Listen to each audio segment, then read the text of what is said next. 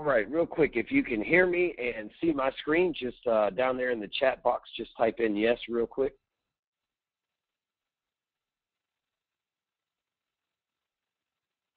All right, cool. Thank you, Peter. Appreciate that. Make sure that everything's working well, and we'll get started here in about a minute. Hopefully, I just sent a message out to everybody on Facebook. Hopefully, they all got it there. Perfect. Now that I know everybody can hear me, get out of there. Push the good old record button. And this will be recorded so that you'll be able to watch this again. And in case you miss everything, so you'll be able to watch it on video. I'll upload it to YouTube so that you'll be able to go back and watch it whenever you want. And I'll leave the link to the YouTube video in the back of the group there. So thank you, everybody, for getting on here again. And this is week number 2, going through our training. So today we're actually going to talk about how to get set up. We'll go through some social media basics and then some lead gen tactics towards the end of our hour or so here together. Hopefully, all of you last week got to put into play the catch conversation in some form or another into either the inbound leads that you already have coming into play or reaching out to people. I know that several of you have reached out to me and said that you really like the concept behind that and that you were going to use it. So as you use it and you get good examples and what not to do, because we all appreciate learning from others' mistakes as well. That's what got me to where I'm at, messing things up or learning from my peers that have messed things up. So be sure to share your results back there in that group so that way we can all help each other, like I said, and continue to make that an asset. Don't be afraid to post back there at all. Don't be afraid to put your opinions on the things that I post back there or any of that stuff. But with that being in mind, what we're going to do today is before I go into the actual screen shot and show you how to set up your profiles and things like that, I've got to walk you through the mentality that we're going to have going through this program together. It's going to be a paradigm shift for a lot of you, and I couldn't just throw you into this without explaining why and making sense to you, or you will probably never do it. And so I want you to take note of this little speech that I'm about to give you. I travel coast to coast working with real estate agents, and their brokers actually pay me to come in, and this is like what I always open up with before I go into my teaching. So it's a good speech, and we'll talk about it here in a few weeks coming up probably, but just to put everything in perspective. So I call this the evolution of communication, and it works like this. So I was born in 1979. So back in the 80s, cell phones arrived on the scene. And when cell phones first arrived on the scene, people said things like, well, my cell phone's just for me and family and friends and emergencies only. And then smart salespeople, maybe even some of you that are on this webinar, stepped up and said, you know what, I'm all about customer service. And matter of fact, in the 80s, you were probably making $10,000 alone, right? So it doesn't matter if it costs $500 worth of phone calls during the month for that client. If you make a $10,000 commission on them, that's still $9,500 profit. That's a pretty good ROI, $500 minutes invested for a $9,500 return on investment. That's pretty good. And so once people caught up on that, then the cell phone revolution, everybody started giving their cell phone numbers to their clients and offering to do business. But those who stepped up first really took charge of that market and created that bond with their customers, while those who resisted in the beginning were ultimately forced to follow suit. Well, the same thing happened in the 90s. In the 90s, email arrived on the scene. And with email, people said things like, well, you know, I don't want to give places my email address or people my email address because I don't want to get, you know, Viagra ads or porn or Canadian pharmacy or all that weird stuff, Nigerian bank scams. I hear about all these things, and I just don't want to give my email address out. While at the same time, there were smart salespeople that were going above and beyond to provide service, and some companies as well, that said, you know what, I'm going to put my email address on a website next to my cell phone number so that anybody in the world, if they want to contact me and talk to me about doing business, I want to be as open and as able to be touched and communicated with and talked to as possible. And those that didn't give out their email addresses in the beginning, a lot of companies were the same way, were ultimately forced to follow suit because that's the way that the world dictated that we communicated. People said, hey, you know what, don't call me, email me. right? I mean, I'm sure you get that a lot now. And now obviously we're talking 20 years later. And so, matter of fact, email, such a popular way of communicating and doing business. Of course, you ought to know it's one of the reasons why the United States Postal Service is continually running a deficit, I should say, because they'll never go bankrupt or any of that, but running the deficit on their business. Then, let's say, in 2000, text messages arrived on the scene. And people said things with text messages, too, like, well, you know what, if someone wants to communicate with me, they pick up the phone and they call me. Right? I'm not going to learn to do some teeny bopper text type of thing. And that's just, you know what, phones are for phones, and I'm going to not learn text messages. And there was people that said that. But smart people said, uh-oh, here's another form of communication we can use that works well for the ADD generation, that they don't have to listen to a, hi, how are you, how are the kids? We get right to the point. They give an answer, screen a call, and decide if we go to a phone call from there. And people like that. But those that didn't want to do that in the beginning were ultimately forced to. If you don't know how to text message now, then A, you don't have any kids, obviously, or grandkids. But B, you're just not communicating with people in all reality. Now,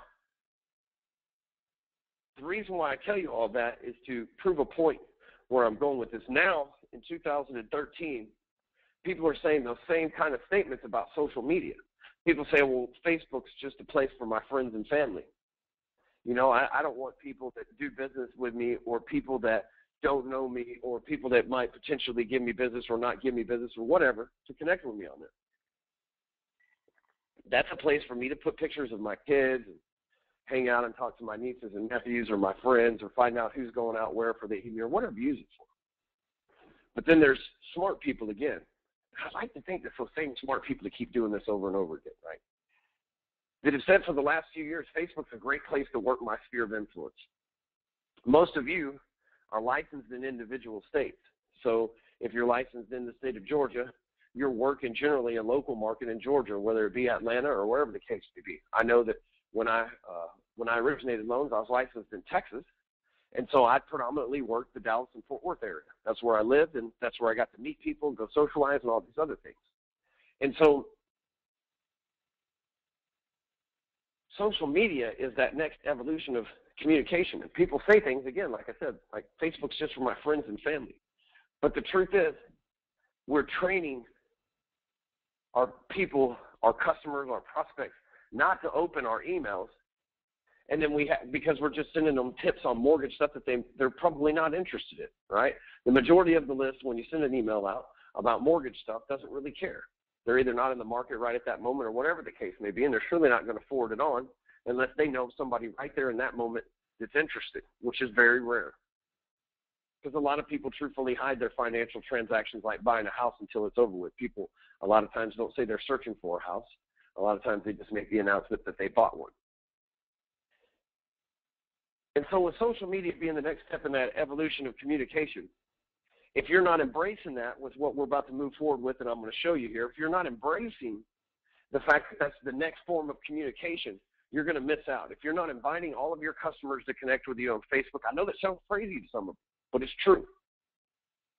You know, you shouldn't be doing anything online that you wouldn't want to be caught doing anyway. And that's all reality. You may think right now that, if you're not connecting with people on Facebook or Twitter or LinkedIn or whatever the case may be, that people don't know what you're up to. Facebook's got a lot of employees that you don't even know that are probably laughing at some of the things that you do. They see every message. There's apps that are tied in that you may have clicked on or games that are reading every message that you send out and then advertising to you accordingly. You ever send a message on Facebook or search for something on Google, and then the next thing you know, you're logged into Facebook, you see an ad for something you just searched for? That's called retargeting. That's one of the things that I do as well in my marketing. But people, that I just can't stress enough that even if you think you're being private on Facebook, you're not. So you might as well embrace it. You shouldn't do something. Like if you like to go out and have drinks on Friday night, guess what? So does like 80% of adults over the age 21. There's nothing wrong with that, right? If you go to social networking events, if you go to your niece's baseball games, if you date regularly, or whatever the case may be, just be yourself. You'll find that there's going to be a lot of your customers. You'll start attracting agents that are a lot like you. And I've always said this, and this is a really good example. If you're like an extreme Just to use a political example, if you're like an extreme right-wing conservative GOP type of person, the majority of the people you do business with and the agents you do business with in Target are not going to be these extreme left-wing liberal types, right? Because you're not going to really mesh that well together, and that's not really the message you're putting out. So what you're able to do on Facebook, instead of sending people, an email newsletter that's like 6 steps to spring cleaning, e-newsletter type of deal, you're able to connect with them on Facebook, and when you post once a day or twice a day or 4 times a week or whatever your habit will be, and we'll get into that here in a minute, they're able to see you, connect with you, recognize you as a person, and you stay in the front of their mind. They're able to regularly communicate with you by liking your post or whatever the case may be. And the cool thing about all that is when they think mortgages, they're going to think of you. And so think about what Facebook has done. And we'll just use Facebook as an example for right now before we jump into the rest, because that's what we're going to focus on today is Facebook. But we have had, like I said, cell phones, emails, text messages, instant message. There's video chat. Facebook has voicemail. You can join groups, causes, fan pages.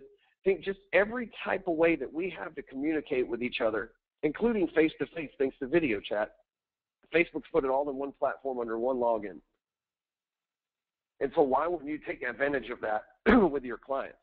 It's free. You can call other people from Facebook for free on your cell phone, right? So you don't have to use minutes. As a matter of fact, AT&T is super hot about that, and they're trying to impose a junction. But I think, Facebook, they have some more money than AT&T, believe it or not. So I don't know how well that'll go. The next step in that communication, the evolution of communication, is video. Video is the next step where we're going. We're going to talk about it next week, and I'm going to give you some strategic stuff, some really cool strategery when it comes to video. But before we get to that, back to Facebook here, I just want you to understand that you'll never see Facebook the same, hopefully, after what I'm going to share with you today, because it really and truthfully is a great lead gen source. Just to the point of I'm teaching you as we go through this together the exact same things that I use, having catch conversations, giving the speeches that I give, and all these things to you. And these are the same things that allow me to charge agents $2,000, $3,000, $5,000. I've even got one right now where we're doing a deal in the Wall Street Journal where I charge them $10,000 to do it and put it all together to be able to get picked up by the Wall Street Journal. And if I can do these types of things and get agents, which are not cheap people but are predominantly known as very conservative with their money, if I can get them to give me this kind of money using catch conversations and using the tactics and stories that I'm going to share with you today, then surely you're going to be able to provide those same services to them in exchange to get their mortgage business. So I can't stress how important it is. And the things that I'm teaching you today as we jump into this, you have to understand that the whole idea behind me teaching you these things is so that you can go out and duplicate these for yourself and for your agents. So I don't need the credit. You don't have to tell agents that, we're in this program, or you can say, hey, I thought of this, and this is the kind of stuff that I think of on a regular basis. It doesn't matter. The idea is there for you to do what you need to with. And so now that we know that you need to be on Facebook, you need to be inviting your customers. Someone fills out an application, you should ask them to be your friend on Facebook. What I did was I went to GoDaddy.com and I bought LikeRyan.com. And that just makes it easy so that I can tell people and they can remember. It's real simple. I think we're all connected on there. If not, go ahead and send me a friend request. You just go to LikeRyan.com. And what I did was I just had GoDaddy redirect that to my Facebook page so people could send me a friend request. And from there, every time I send an email out on my email signature, instead of just having the Facebook logo at the bottom, like a lot of people do that says connect with us on Facebook or find us on Facebook, what I did was I sent it to my personal page, and it actually, part of my email signature says, P.S., are we friends on Facebook yet? And some of you have emailed back and forth with me, so you've seen this. It says, P.S., are we friends on Facebook? If not, my personal profile is at www.likeryan.com. I highly recommend you doing the same thing with all of your clients, because you're going to want to connect with them. We build this email list of customers that we mail out to once a quarter or whatever. Why not build a list where you're working with them and they can send you their friends and ask you their questions and all these other great things, and use Facebook for the communication device that it is. So now that you have an understanding about how important it is that you communicate with people, you can, with first option doesn't allow you to do that, then what you can do is ask them to connect with first option's fan page then. On every one of them, somebody just sent a message for those of you that are seeing that. You may send, and I was going to add that to it as well, but thanks for bringing that up because I have some Liberty Mutual clients that have some issues with that as well. But what you can do on your emails, P.S., have you liked us on Facebook yet? And at least drive them to your Facebook fan page. For sure, your agents, the first option, Facebook fan page, and I'm going to go over all that here in a second. But for sure, your agents should be your friends on your personal page. After all, that's what people are doing business with, right? People they know, like, and trust. And so in first option has a good reason, just like Liberty Mutual, for not allowing y'all to do that because there's some liability on their end, which is also important why I said, everything that you think you do on Facebook that's hidden is really not anyway, right? Because of apps and all the people that are employees of the apps and everything else. So, gotcha. Okay. So now that we know that, what I've got to go over next is the people that are on Facebook and when, so that you know who to target your perfect customer. Okay. So if you got some notes, it's probably a good thing to write down. There's 5 social media prime times. Prime time number 1, the slot number 1, just like prime time on TV is like between 7 and 9. That's when all the cool people watch TV and the good shows will come on, So same thing. There's prime time slots where a certain demographic is on Facebook or more likely to be on Facebook or predominantly on Facebook than another time. So slot number 1 is from 6 a.m. to 9 a.m., and that's what we call the early riser slot. That's for people that probably a lot of you are this way. You get up first thing in the morning, you check your emails, you check your calendar, you check Facebook to see what you got going on for the day or if anybody's messaged you before you get up and you shave or shower or work out or whatever it is that you do, you get going for the day. That's for the people that are up early, looking at their thing, planning their business day, ready to get after it. The early riser slot. Now, the next slot is the stay-at-home mom / the employee slot, and that is from 9 a.m. to about 11. I say noon, but really about 11. And that's the time that the stay-at-home mom, after she dropped the kids off at school or daycare or whatever the case may be, she's got some free time to herself to surf Facebook. Also, truth be told, it's while parents are in line at school, picking or dropping off their kids, picking them up at this time of day. They're generally on Facebook on their phone while they're waiting in line. I'm sure all of y'all passed by an elementary school or middle school and seen the line out front and a million parents with their head down, even though it's in the school zone, right? It still happens. So the same thing with employees. An employee arrives at work at 9 o'clock or so. They've got a few minutes to turn their computer on. A lot of us go drink some water, make some coffee, say hello to Earl a couple cubicles over, whatever the case may be before we get started. And these days, as we become more and more or less and less social offline, a lot of us will go there and a lot of employees will check Facebook via their phone or their computer before they get started for the day, because once an employee gets started, a lot of times they don't have time to get back on Facebook because they've got a workload for the day. The next slot is from 11 to 1, and that's the foodie time slot, right? That's all the people that take pictures of their food and check in at different places for lunch and everything else. But really, that's one of the most heavily trafficked time on Facebook, because here's what's really going on. About 11 o'clock, people start getting hungry, obviously. And so people start looking for, hey, well, let's just use Earl again as an example. Hey, what's Earl up to for lunch? Or, hey, where are my friends eating at? Or they start messaging each other on Facebook. Or they start seeing that somebody's got plans on Facebook for lunch, and they send them a text message. A lot of people, when they arrive at a place for lunch, they're having business lunch meetings, right? So they may check in with 2 or 3 people. So other people, believe it or not, are out there snooping on Facebook to see who's having lunch with who. Kid you not. You may even, I assure you that some of you are even guilty of that. The other thing about the foodie time club, while people are waiting in line, whether it be the line at McDonald's, the line at Chipotle, or any other place that you eat, anywhere that I've ever been at lunchtime that has a line, we're not as social as we used to be offline. So instead of people, like back in the day, people said things like, hey, what's going on, and talk to people while they're waiting in line and stuff. And these days, a lot of people just stare down at their phone on Facebook, right? Or they start texting someone they know so that there's that familiarity around them. We don't have to go out of our way to talk to strangers anymore. We've got friends online. So the foodie time slot is from 11 to 2. Sorry about that. Now, the next time slot is what I call the afternoon delight. And that's for the stay-at-home mom again, or the stay-at-home parent, to be able to check the computer before they got to go pick their kids up, or while they're waiting in line to pick their kids up. It's a really good time for the employee as they're winding down for the day. And I'm sorry, that is from 3 o'clock to 6 o'clock.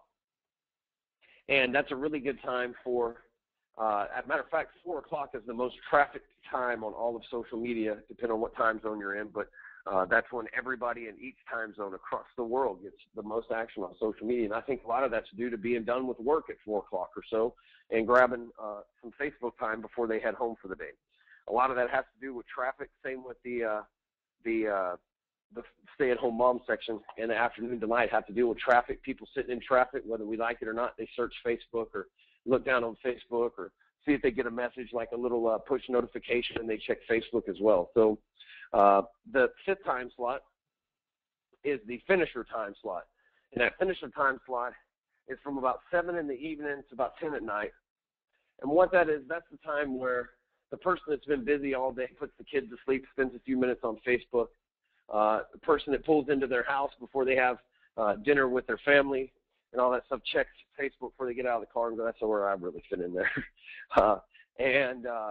You know, just the end of the day kind of surfer, make sure that all of their appointments and email and all that stuff's checked and answered before they go to sleep, and that's the finisher time slot. Now, a good time slot for agents as well, and what I call like a little bonus time slot, is after hours. Really after 10 o'clock, and nothing good happens after 1 o'clock unless you live in Texas and you have friends on the West Coast that are still a couple hours behind you. But the reason why I say that is that after hour slot's probably not a good time to post on a regular basis. But for an agent to be able to go on there in that after hour slot, say at 10:30 at night, post a link to their website and say bored, have insomnia, or say at 11:30 at night, bored, having trouble sleeping, there's some really pretty houses on this link. If you want to take a look at them, go ahead. I won't judge you. You're right. Something funny like that. You could put a post like that out there on Facebook, or an agent could, and that's a good way for them to generate traffic or have somebody at least looking through their website thinking about them, because that's exactly what most people are doing. Like, say, if it's Tuesday night at 11:30, bored, can't sleep, check out these really cute-looking houses. It works. My agents do it all the time. So that's the after-hours time slot. It's not really a big deal for mortgage people, but it is good to mention that to agents because there's not a lot of traffic on there, and so you've got a good chance of your post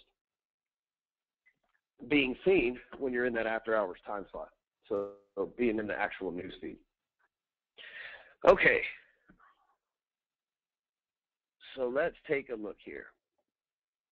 I'm going to explain to you how Facebook's EdgeRank works, and then we're going to jump into to how to set your page up and some ideas behind that here. So the Facebook EdgeRank. So if you think of, let's just say here, okay, so on Google here, bad example.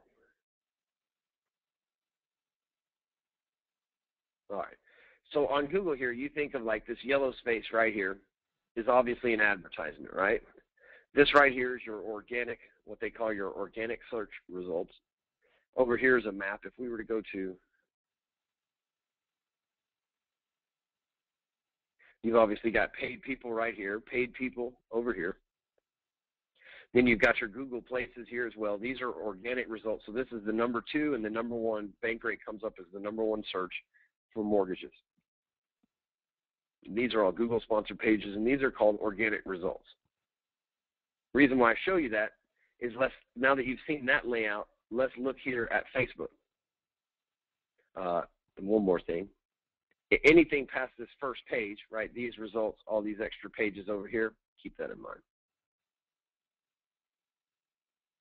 So in the news feed, you would consider this the organic results, just like on Google, when someone logs in. This is just like the same thing. The organic results on Google is your timeline on that first page of Google. This is like the best piece of real estate to be in right here, obviously, on Facebook. Over here to the right is what's known as the ticker. And the ticker is basically the equivalent of the 3rd, 4th, 5th page of Google, right?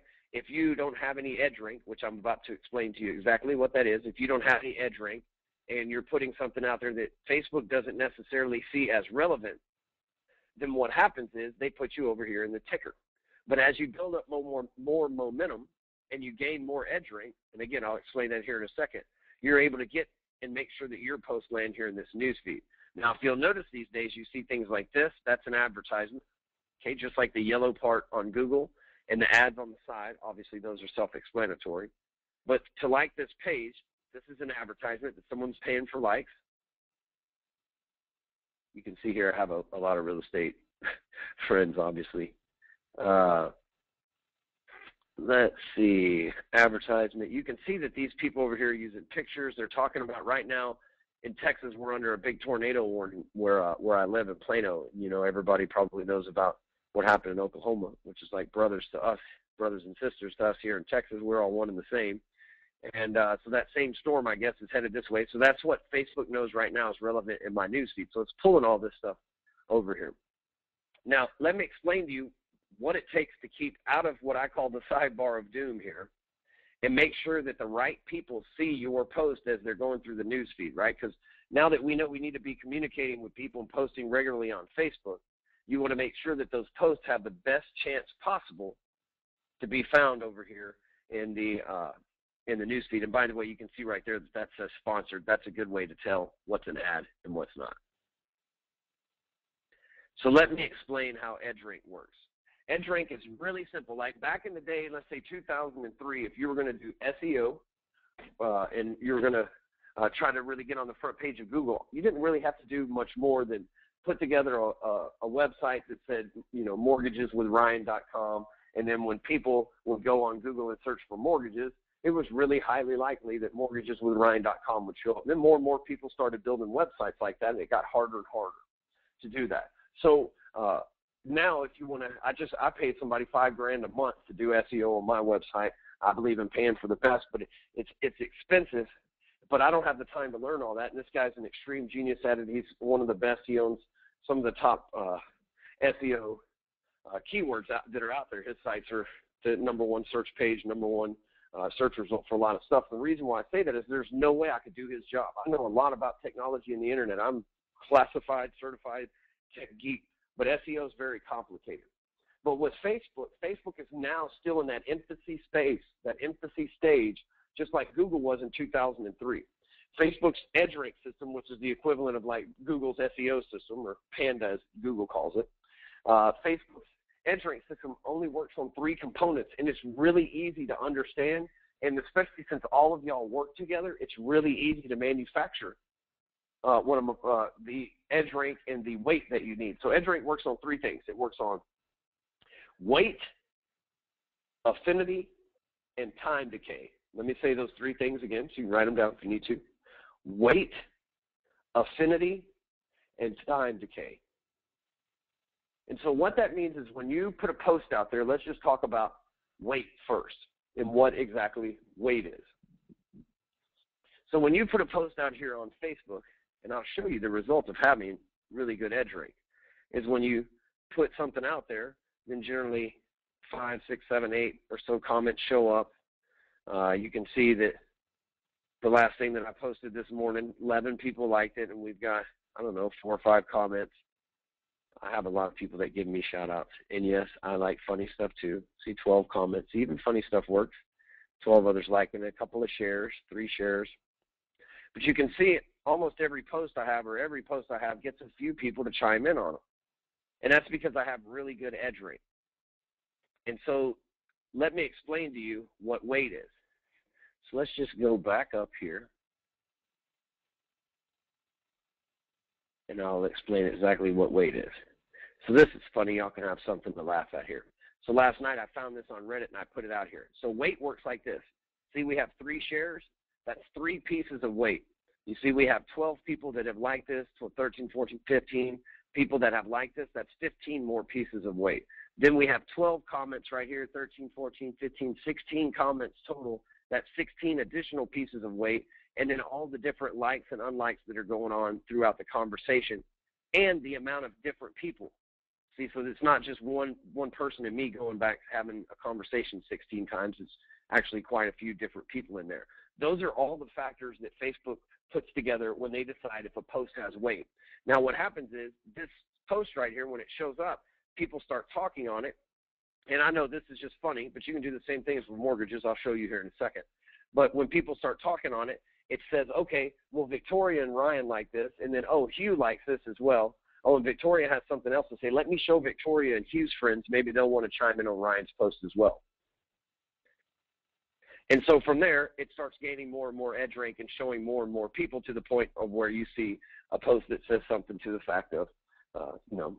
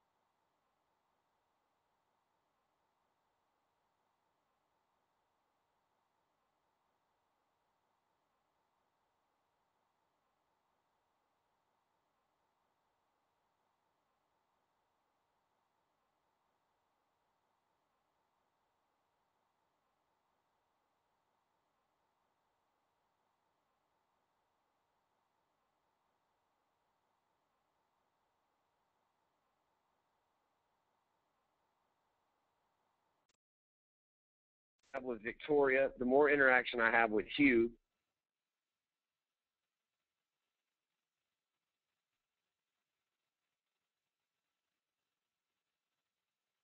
sorry about that. Great.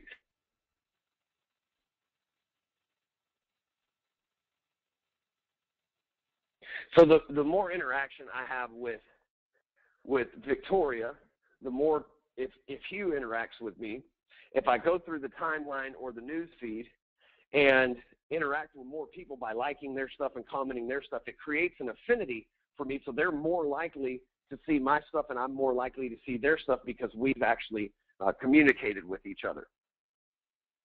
And so that helps out for your affinity. So the more people that you communicate with, the more you're going to get interaction from them. Let's see here.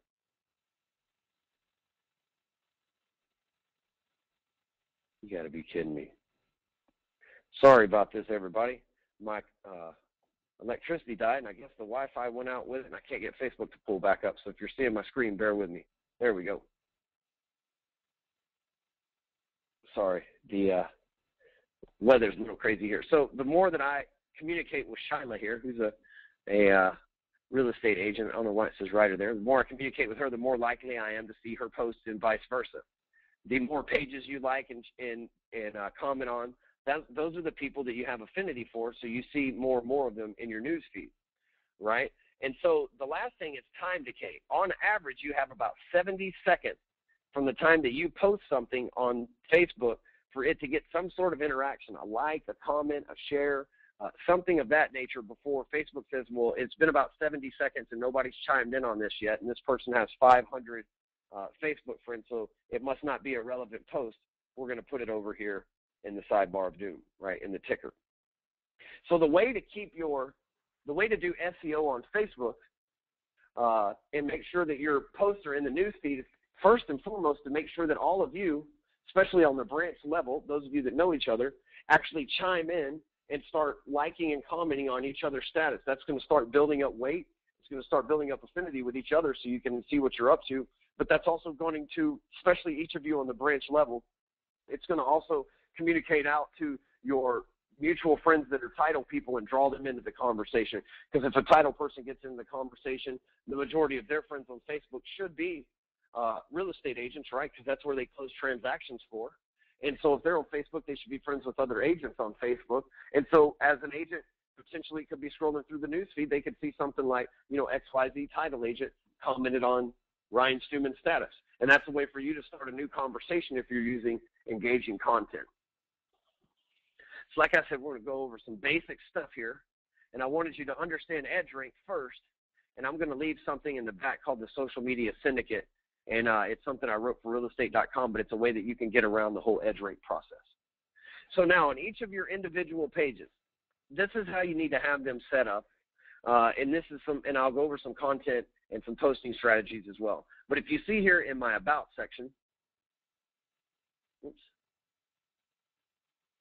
under Work and Education, the company I own is actually called Hardcore Closer. And so I have this tied. Holy cow, the hail is coming down. There goes my car. I guess I should have. Anyway, I have this tied to my personal fan page, right? So y'all have the First Option fan page. So under your Work and Education, you should have First Options page right here. That way, when people go to Google and they search your name, which there is no doubt that that is happening, right? When people decide where they're going to do business with you, they go to Google and they look up your individual name. One of the first one or two things that's going to show up is going to be LinkedIn and Facebook.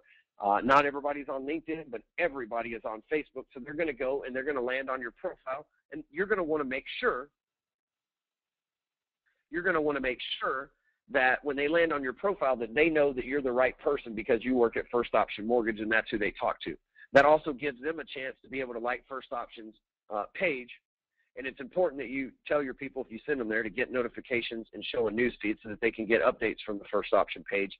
But you want to leave all that so that the appearance flows well, so that when people search your name and they look you up as a loan officer with First Option Mortgage, they don't see that you work for, John Smith, Mortgage Masters in Unlimited, or whatever kind of funny names we decide to give each other.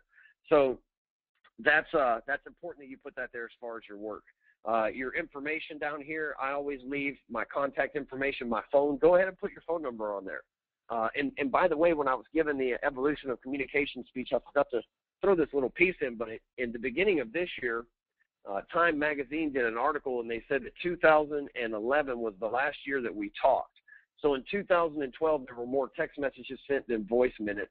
There were more instant messages, emails. So actually voice was on the very bottom of the communication scale, but yet a lot of us decide to use the phone to try to prospect people and everything else. But it also says in that same article, you can Google it. It was in January, it's on Time Magazine in January of this year. In that same article, it said that like a staggering 86% of all phone calls go unanswered. You think about how many times a day you hit the end button and think, oh, I'll call them back in a little while, or you hit the end button and say text me or whatever the case. So just thought I'd throw that in for you. So make sure you have your phone number here. If you have a Twitter account, that's cool. If you don't, make sure you put your First Option website here, especially if you have firstoption.com/Ryan Stewman or something like that as your personal page on there. Make sure you put that there. Your email, and just in case you don't know, whatever it is that's here after the Facebook URL, this segment right here can be ryan.stewman@facebook.com. That's an automatic email that Facebook gives you. I don't know if y'all knew that or not. That's you can use that so that people can message you here on Facebook, or you can put your regular First Option email. And obviously it'll fill that in automatically. Now, also under here, it says About You. You want to, I'm sure a lot of you have it now filled out for, I'm a family person, or, I enjoy this, that, or the other. And that's cool, but you also want to let people know that you specifically work with realtors, helping them build massive value or whatever the case. You can copy mine right here and just switch that from loan officers to agents if you want to. You're more than welcome to use that.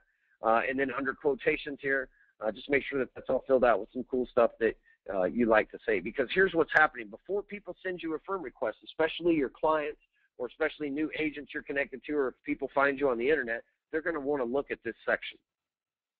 And they're going to want to see all this stuff filled out, make sure it's the right person, and get a sense about who you are, especially agents, because they're very nosy. Now, the next thing, as far as on your personal pages,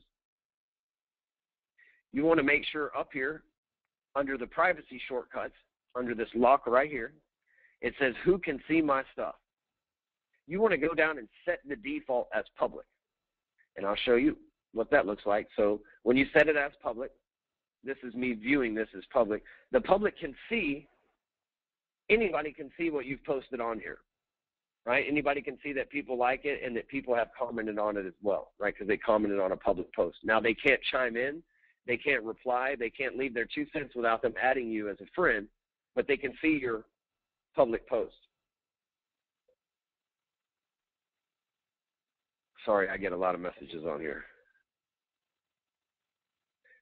The next thing, once you have them set up to where it's public, now if you decide, okay, I posted this and this is really something personal that I just don't want anybody in the world to land on and see. This little globe right here, see how it says public? You can always just go and switch it to friends. You can do it to friends except acquaintances. You can do it to where only you see it, which is basically hiding it, or you can put it to certain lists that you create. So if you don't want the world to see something you post, I would highly recommend making my default post public, my default outlet public, and then if you want to go back and change something, you can switch it back over to friends. For sure, every time that you post about mortgages, and now we'll get into that here in a second on what to post and what not to post, but for sure, every time that you talk about mortgages, you want to make sure that it's public, right? So that when people are finding you from the internet, or when you send an agent and ask them to be your friend at a social event or a happy hour or an open house or whatever the case, that when they're looking you up, that they can see that you talk about mortgage stuff, at least demonstrate some sort of your work skills on Facebook on a regular basis before they send you a friend request. So, and I'm going to open this up for questions once I get through this. So I want to show you here kind of some of the stuff that you can do to get your EdgeRank up, to frame yourself as a, because writing is really all about the way that you position things, the way that you ask questions. So on Facebook or any social media outlet for that matter, let me kind of give you some tips and some things to talk about and some things to post to where we can get you guys up and running on that level, and then I'll give you some assignments of some simple things that you need to do this week, and then I'll open it up for question and answer. So we got about another 15 minutes or so. So when you're going to post on Facebook, here's the best way to decide how to get, or the best way to get more people to engage. See, about the EdgeRank and everything else is all about engagement. It's all about people connecting with you and people wanting to communicate with you. And the more people that connect and communicate with you, the more Facebook will think you're cool, and it'll start letting you connect and communicate with more and more people. So for an example, last Friday, the CEO of a real estate company here in, they're in Allen. I live in Plano. They're like sister cities or whatever. And he reached out to me on Facebook, and he said, hey, we're having a happy hour at 3 o'clock today. I'd love for you to come by and talk to a few of my agents. I said, okay, absolutely. Showed up, free beer. Who can turn down free beer, right? I'm no sucker. And so I went to the happy hour, and I showed up. I'm generally early, and I showed up about 4 or 5 minutes early. About 10 minutes early. And there was a table in the back that was clearly set up to be a part of the happy hour deal. It was run by title agents. And I walked up and introduced myself, said, hey, I'm Ryan Simmons. Is this where we're having the Halo real estate deal? And they said, yeah, absolutely. We're friends on Facebook. That's awesome to finally meet you in person. And I thought, wow, that's really cool, right? So instead of having this like weird, awkward first impression thing, especially in my business, when people are like, what do you do for a living? And I'm like, I don't know. I help people close more deals, but I don't have a particular title for it. And so, and I kind of have to explain the whole internet marketing thing and everything else. So it's usually weird, but it's nice to be connected to somebody already and be surpassed that whole first impression, right? So I didn't have to ask her what she did for a living. Obviously, no, because she's in the title business. And she didn't have to ask me because she's been friends and followed me on Facebook for quite some time now. And there was 4 title reps there, and I don't know any of them, but all 4 of them were friends with me. That's really cool, I thought. So then, unbeknownst to me, an agent comes in that works for that company that I did not know had made the switch. And but we've been friends on Facebook for about a year. And she comes in and she says, hey, Ryan, I'm glad that I ran into you here. I've been meaning to reach out to you on Facebook. I need you to come and help me and do some marketing stuff. How much money is it? And I told her, and I'm not cheap. I mean, I'll be honest with you, it was $2,000 for me to do what she wanted me to do as far as from a consulting space.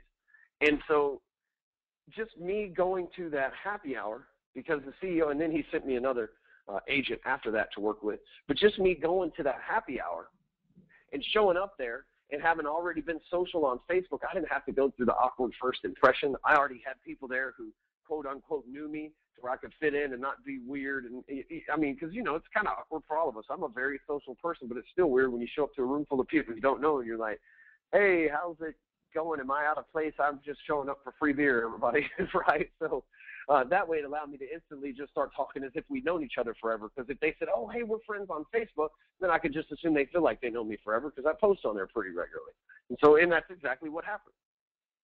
And so now that I've given you an idea on that, you understand why you need to be communicating on Facebook and it's important. You understand those 5 social media prime times. Here's the catch. You need to be posting once or twice a day. Right? Now, don't panic. It takes you all of 10 seconds to post something on Facebook, original thought, right, or share something. All of us spend, average person, believe it or not, spends 3 hours a day on Facebook. And if you really think about it, a lot of us use it and don't even realize it, right? We're standing in line like I spoke about earlier. We're checking in between deals. You know, it's just we get a message and we look at it. It's just amazing. 3 hours a day. It's insane. And the average person on LinkedIn, just so you know, spends less than 10 minutes a week. So the traffic's on Facebook, there's no doubt. We'll get into LinkedIn in 2 weeks. But so each one of those 5 social media prime times, you need to be posting at least twice a day, reaching in at least 2 of those prime time slots. So you may post first thing in the morning when you wake up, and it may even be something like, praise the Lord, I'm excited for another wonderful day here in Texas. Please don't let the tornadoes take us away.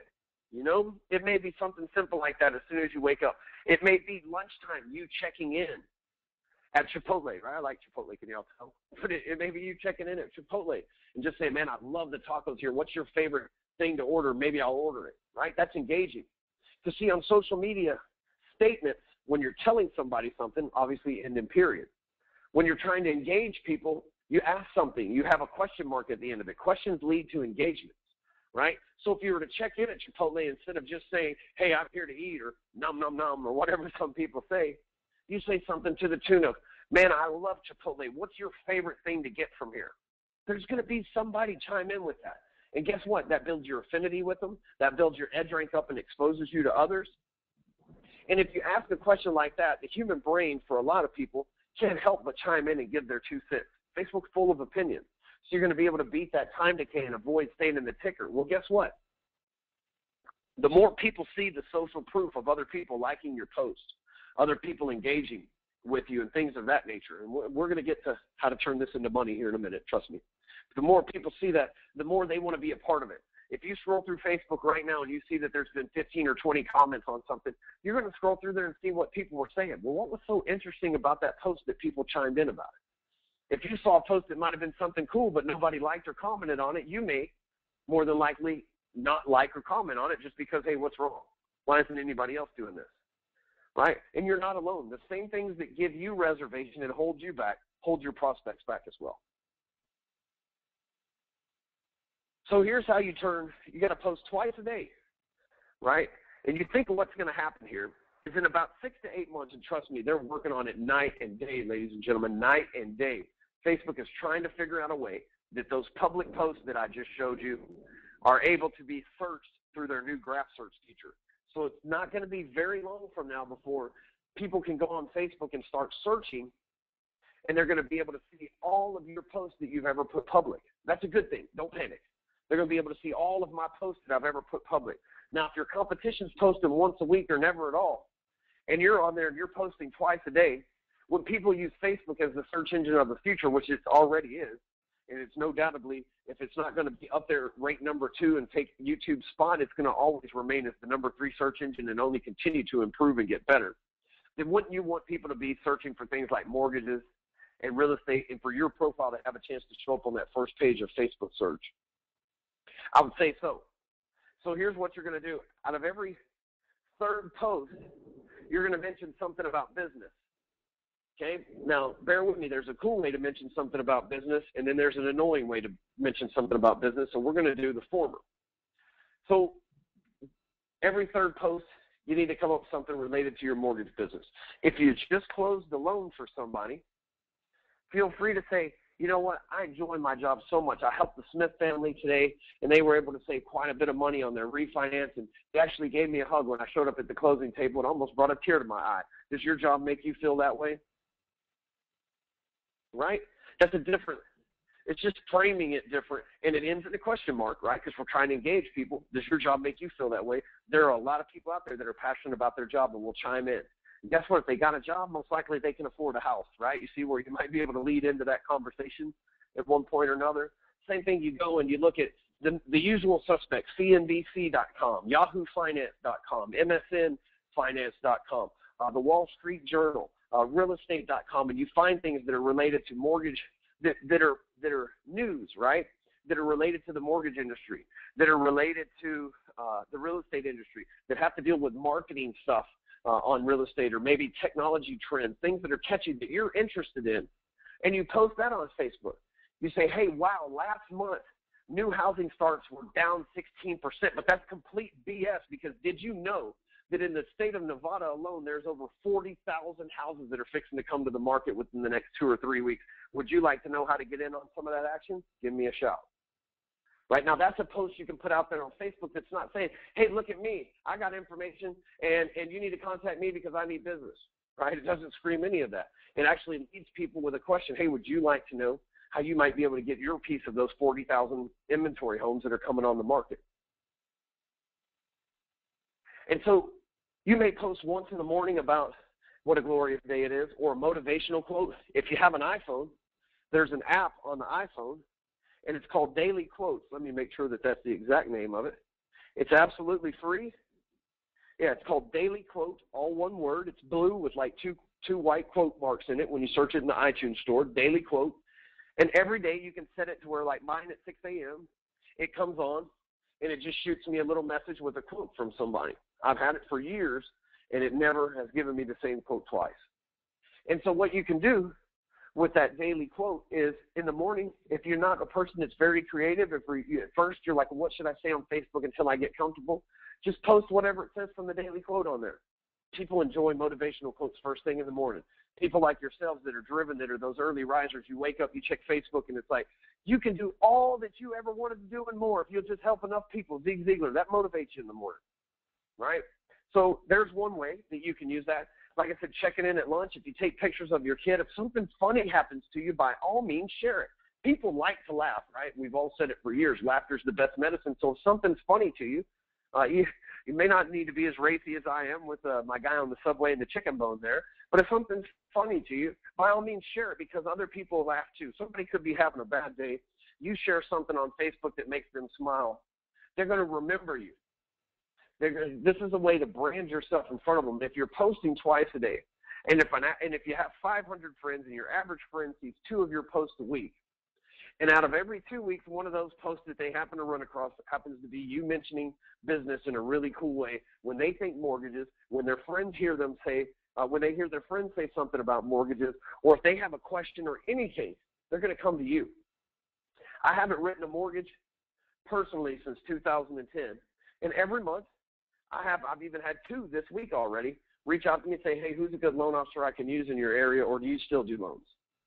Right? People that I've never done loans with before, but I'm connected with on Facebook, have followed me on there enough to be able to kindle that relationship. So here's what you can expect from posting twice a week and talking and framing engaging questions around your business. Here's what you can expect. The first couple of weeks, you may not get a whole lot of engagement, especially if you're not really active on there anyway, because you've got to build up, right? People have to start familiarizing themselves, because the key to anything online or in business in general in life is persistence.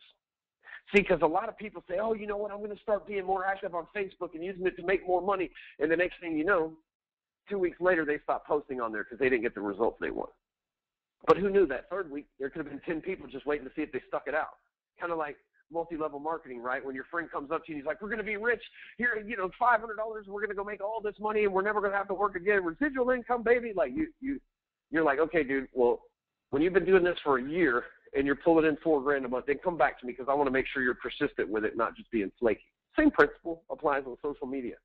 The same people are watching you and making sure. So here's what you can expect. First couple of weeks, you might get little to no engagement. You might surprise yourself and do even better than that.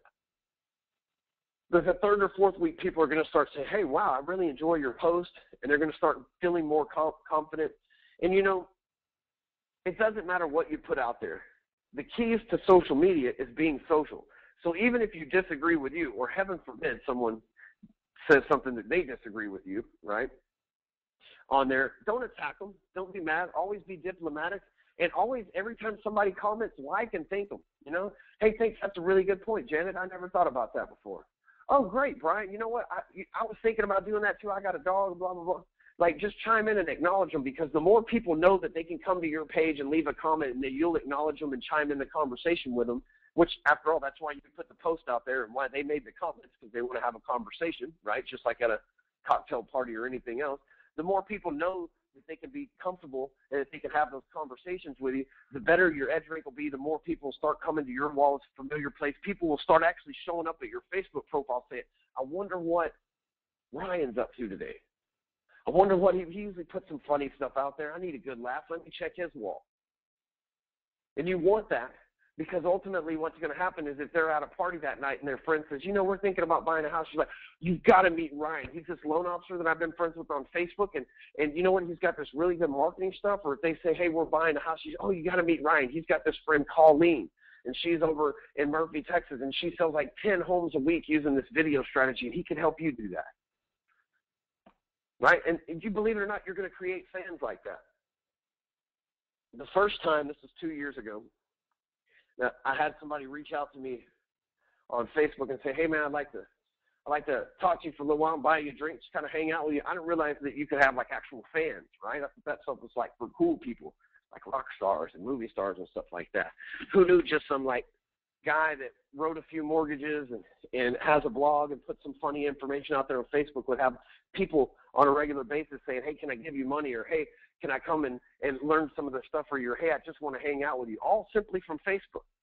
And you can do the same thing because I talk to a lot of loan officers every week, and they're all saying the same thing right now, and agents included. They're saying, man, I don't know what to talk about on there. I know I need to be using it. I don't know how to use it. Well, I just gave you the complete psychology behind it, why it works, what to do, question the confession, right? Questions lead to engagement. Checking in at places and asking people what their favorite thing to do is. If you don't have anything, twice a day is easy. If you don't have anything to say, talk about what you did and ask people what they did, right? It's easy to find stuff related to work. First Option's probably got a blog. Share stuff from their blog that's pertinent for the marketplace. If you know that, and it doesn't have to be always specifically for mortgages. A lot of times, like right now, in case y'all didn't know, in Greenwich, Connecticut, of all places, right, there's the world's most expensive house listed for $190 million. That makes for a really good Facebook share, right? I highly recommend y'all go and Google that $190 million house for sale in Greenwich, Connecticut, and share that on Facebook and say, hey, agents, what would you do if you won the lottery and were able to list this house? Do you think it'll get $190 million? Trust me, if you have one agent as a friend and they see that post, they will chime in on it and give their full opinion. Matter of fact, that's what y'all should do as your first post, is go find that link. I'll find it and leave it in the Facebook group.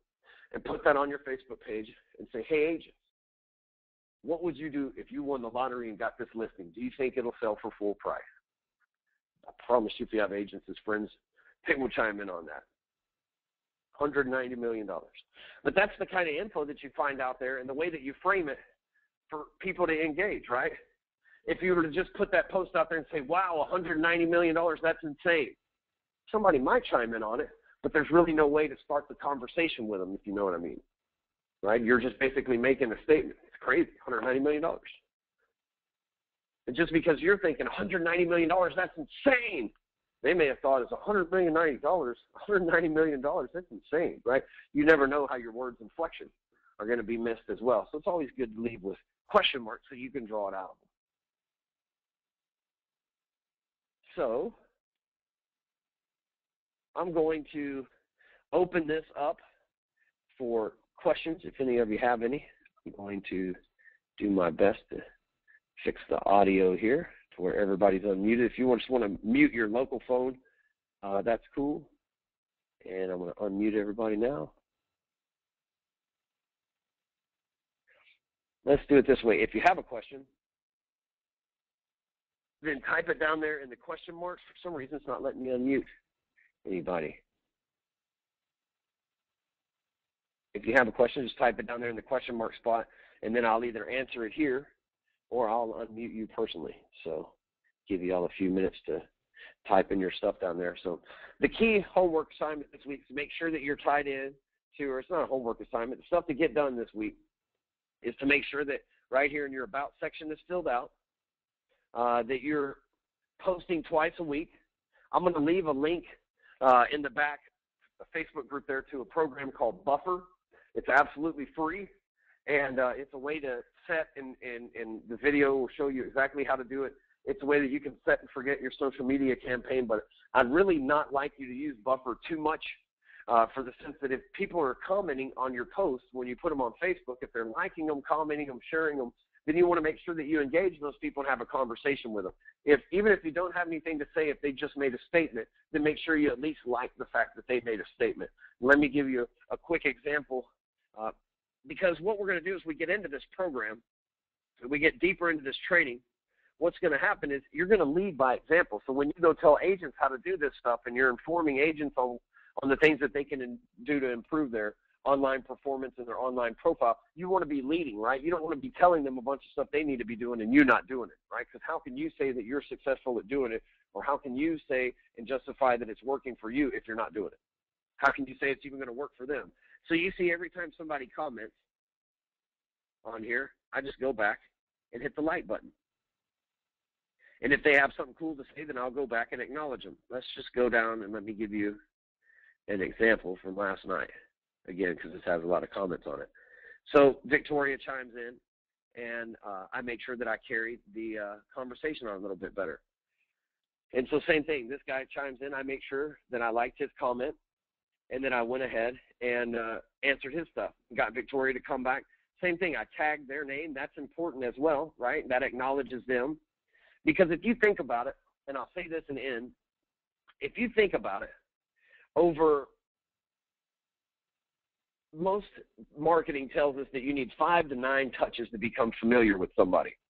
And so those 5 to 9 touches work like this. Back in the day, it may be an email, a phone call, a piece of direct mail, or if you're just doing strictly direct mail, it may be, 5 to 7 times the person gets an envelope before they're familiar with your name and your company and your brand, or 5 to 7 times they're on TV before they're familiar.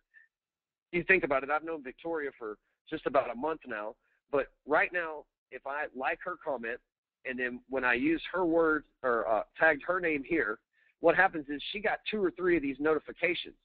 And then every time that somebody else chimed in on this post here, she got notifications as well. So how familiar do you think she feels with me after she's gone through maybe 5 or 6 different conversations here and read those? Because surely she came back and read what other people were chiming in because it was funny. Then you create a familiarity that you used to take months to be able to hit somebody with 5 or 9 TV commercials or 5 or 9 direct mail pieces, right? Because if you mailed somebody every day for 5 or 9 days, you drive them nuts and they hate you. But now you can do all this stuff like instant influence on Facebook just by acknowledging people. So you want to make sure that you're that when people chime in, you're acknowledging them, commenting back, liking their comments. And see, not everybody on here that I commented on, I didn't reply to everybody, only the ones that matter. And just to give you a quick breakdown here, let's see, this is a real estate agent, a general contractor, another real estate agent, and I don't know what Kelly does. But so you think, well, agents wouldn't chime in on stuff like that. That doesn't make any sense. Well, most of the people that spoke their mind here on this thread were actually real estate agents. Let's see here. Same thing. These are actually loan officers. This is a real estate agent right here sharing some stuff from my fan page and actually tagging me in it so that it shows up on my wall, and we'll get into that as well. And so you can see here that agents are into this stuff. Another's a builder's rep that's sharing stuff. So it's not like these are just crazy friends of mine that are chiming in. These are actually professional people that are saying, you know what, I like Ryan, and you know what, enough to where if he can get people to engage with him, and I want to do business with him. Or I'm going to at least join in the conversation, and if anybody asks me, I'll send them a referral. It works all day, every day, ladies and gentlemen. So that is what we call the basics behind Facebook. Next week we are going to address YouTube. So we do have a question here. So if you're used to posting stuff like politics or sports or something, how do you make sure you still have a healthy balance with your friends and family? That's a really good question, Anthony. It's okay to post politics and sports. I was just suggesting healthy balance with your friends and family if you didn't have anything else to talk about. Now, the key is, and just like I said earlier, when it comes to politics, you know, so many people tell you to be neutral. They say things like, oh my goodness. They tell you things like, you don't want to say anything too left or too right, because, you might piss off one side or the other. But the truth is, like I said in the beginning of this phone call, that if you're talking about politics, you're probably not going to want to do business or align yourself with a bunch of the opposite party, right? A bunch of the enemy, for lack of a better phrase. So if you've got plenty to say about politics, that's cool. I would try to engage people. I'm sure you don't have a hard time getting people to chime in on that. But on the flip side, too, you don't want to seem like an angry banker, right? So if you're constantly condemning the president or condemning one side or the other, you don't want to do that too often, right? So I say pretty politically motivated stuff, like only once a week, because it's just I don't want to appear as like this dude that's all mad at the government, whether I secretly am or not, y'all. So just something to think of. Sports is really good because, I mean, everybody's into sports, but you have to think on one side that I think is very important that you understand, Anthony, is that majority, and you can look this up on the NAR website to figure out the exact statistics, but the majority, I think it's an overwhelming majority of agents are female. And so not that I'm saying that females aren't into sports or that ladies aren't into sports, but what I'm saying is if you're trying to attract agents, especially if you're trying to attract top producing female agents, which tend to be the leaders out there in the field, then, you know, sports once a day, politics once a week, your family once a day, and then business every 3 posts are to be a pretty good formula for you to follow. So I hope that was what you were trying to get hope that was the answer you were trying to get to, my man. Anybody else got any questions? You just type them down there in the question box, and I'll give you all about another 2 minutes for one to show up, and then what I'll do is while I've got y'all on here, let me show you something real quick. You can go over here to Hardcore Closer, and like I said, to subscribe to my blog, just put your name and email in right here. This book is in the back office there, so you obviously don't want to buy it. There is some training right here, and at the bottom down here, these are 2 separate videos that you can watch that both contain about 45-minute screenshot training stuff that's really cool. But you can go over here and use this website for all sorts of stuff. So let me do this, for example.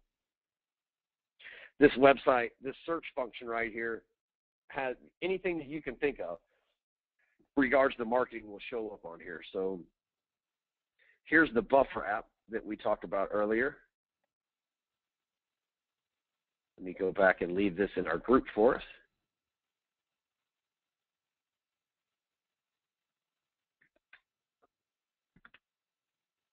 And what this is on this blog post here that I just put in the group, there's a video.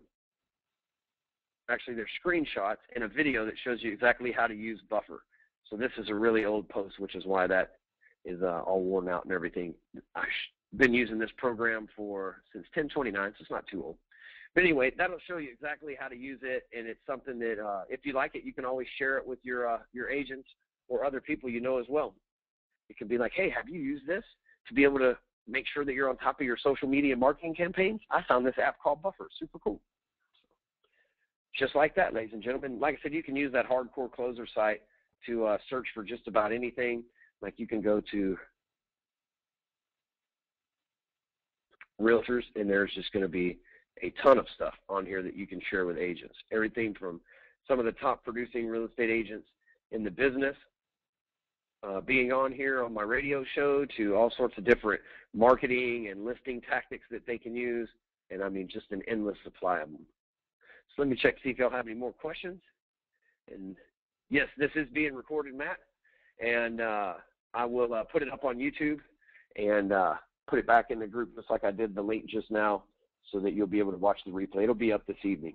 Every time that we do one of these trainings, whether it be through phone call or webinar or a join me meeting we may do from time to time, however we do it, it'll always be recorded and put up in the group. And like I said, that's where we want to ask all the questions and put all the material so that y'all have this group as an asset and a plethora of knowledge for as long as you need it. So with that being said, that's it for today.